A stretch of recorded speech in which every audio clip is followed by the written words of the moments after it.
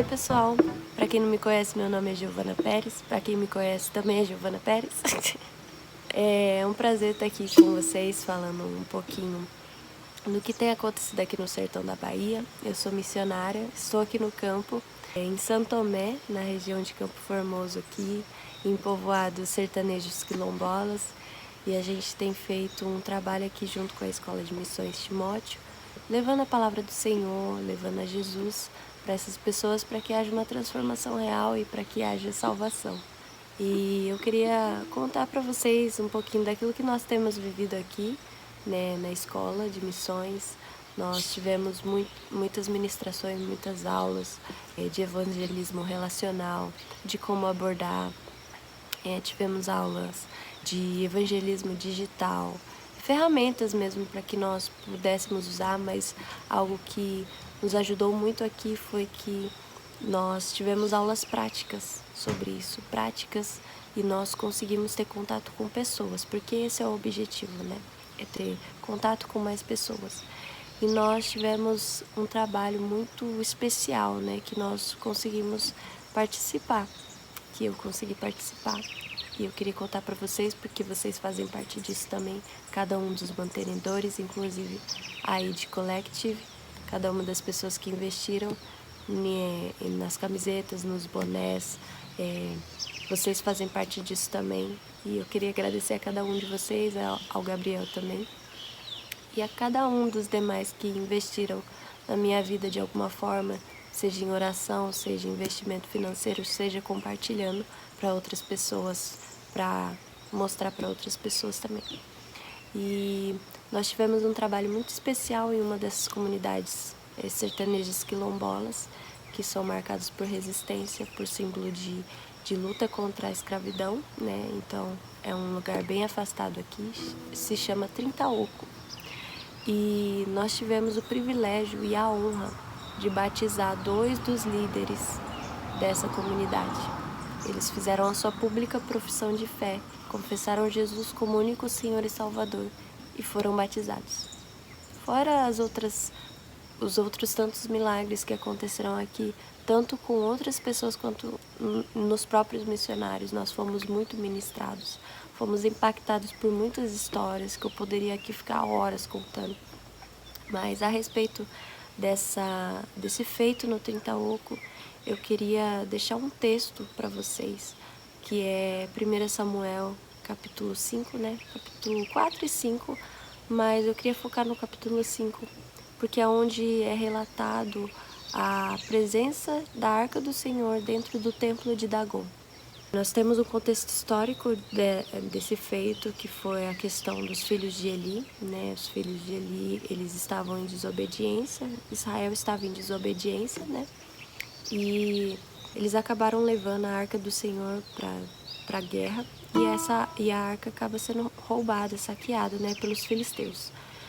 E o que me chamou a atenção nesse texto é que, mesmo que os filisteus não soubessem como receber aquela arca, eles convidaram, sem querer, a presença do Senhor para dentro do templo de Dagon, que era o deus deles lá.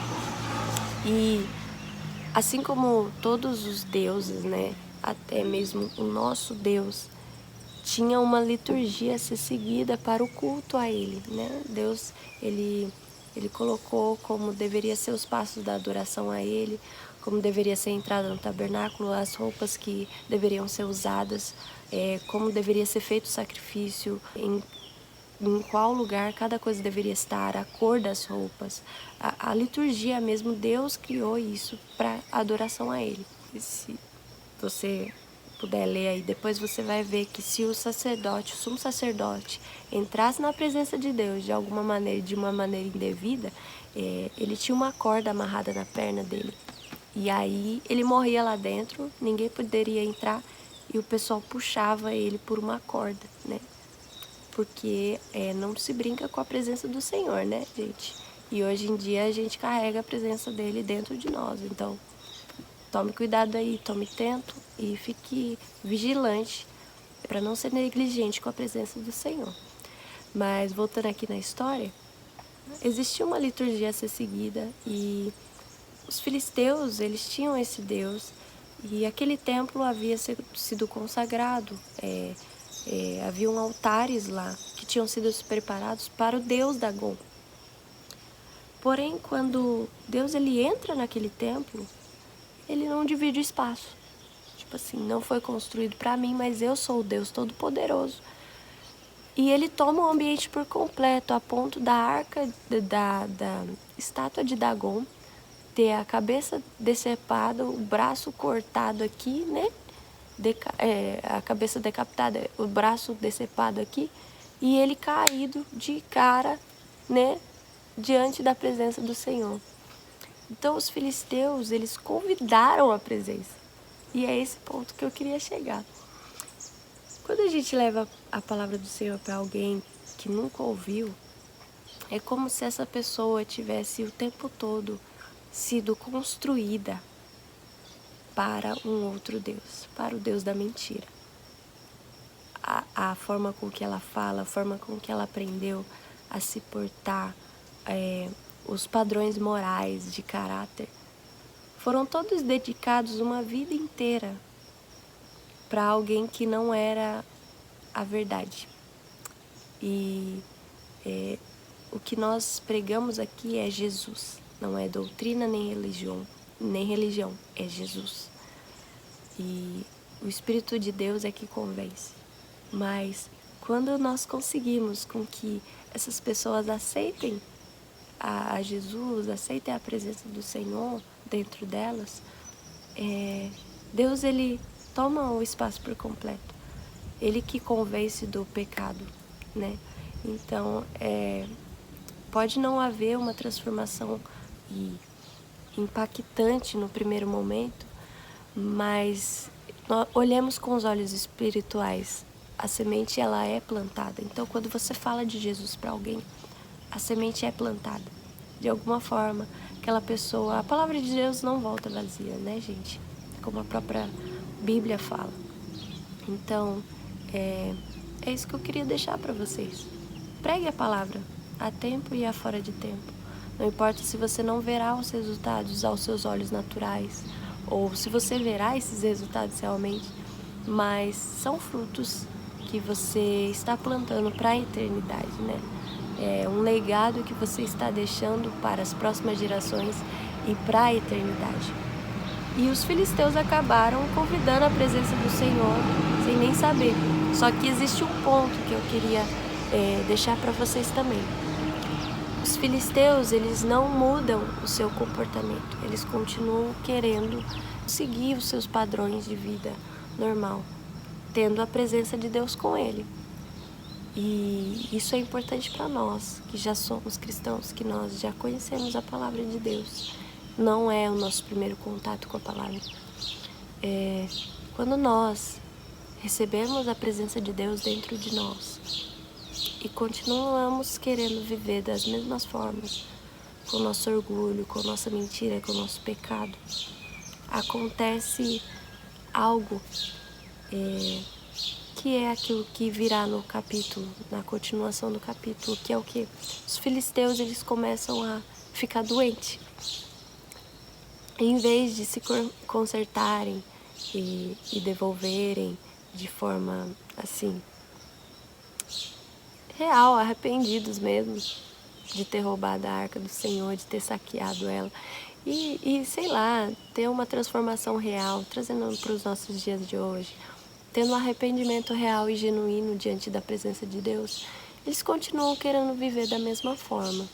E aí isso passa a trazer doença para eles, porque Deus ele é justo e santo, e ele não habita em lugares que não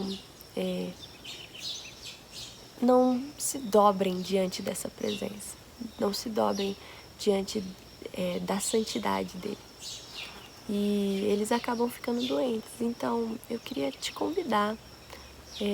Nós fomos muito tratados aqui nisso também. Se você tiver algum pecado oculto, alguma coisa que precisa ser tratado dentro de você, perdoar alguém, perdoe.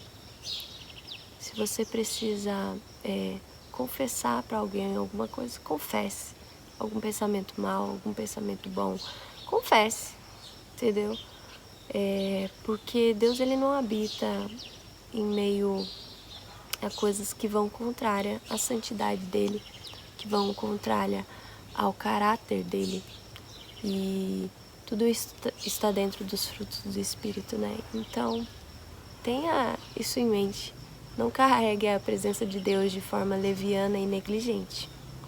E eu sei que essa palavra é um pouco dura, mas é necessário para nós que estamos na linha de frente, para nós que temos Jesus reconhecido dentro de nós e que nós estamos aqui para expandir o reino, né, gente?